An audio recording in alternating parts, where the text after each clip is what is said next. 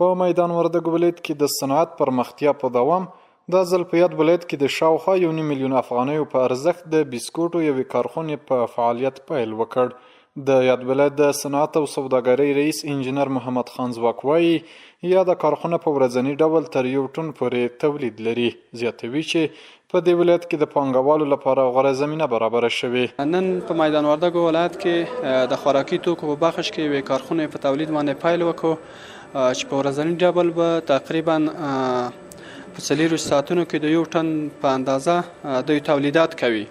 د 1.5 میلیون سرمایه ګذارۍ درلودلو سره د ابتدایي پانګونه کړې ده او 10 نفرو ته په مستقیم ډول د کار زمینه پکې مساعده شوې ده. محمد زاهد نظری چې تازه په دغه ولایت کې پانګونه کړې وایي تولیدات یو شمېر ولایتونو ته لیږدول کیږي چې ورسره یو شمېر کارکوونکو ته د کار زمینه هم برابره کړې. ولا زمونږ یوازینی هدف هم همدغه و چې په خپل ولایت کې خدمت وکړو او تر څو د خپل وطن د 4-5 کارګر سره موږ سره په کار کې اوسي او خپل وطن یا د خپل ولایت لږ رشد ورکړو اقتصادي لحاظه. هر څه منظم دي لکه مخکې چې داسې و چې برق نشته ځای نشته څوک چې پانګوالو ته مثلا دا فکر سره و چې باید پانګونه چې څوک هلته کوي ځان یا خپلې پیسې ضایع کوي، خو اوس موږ سره د رئیس صاحب په همکارۍ هم برق شته هم جای شته او هر څه زمینه برابره ده.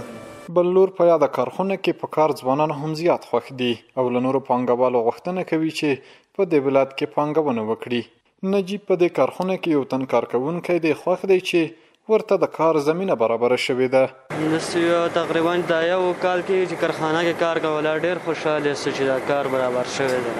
ولا بس ډېره ښه ده چې کار زمینه مې برابره شي پېښ شوې بس ټول ځوانان په کار باندې لګیا شي بس خپل کار ته. طیب هم په دې کارخونه کې کار کوي.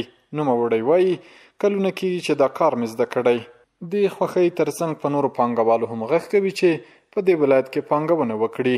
که څه خو مې دا 12 کاله کېږي چې زده کړی مې دی او دلته اوس فلحال 3-4 ورځې کې کار کوو. دلته اوس دستګاه راوړله، مخکې هلته سرکینو کې هلته هم کار کوو، اوس هم دلته راوړله.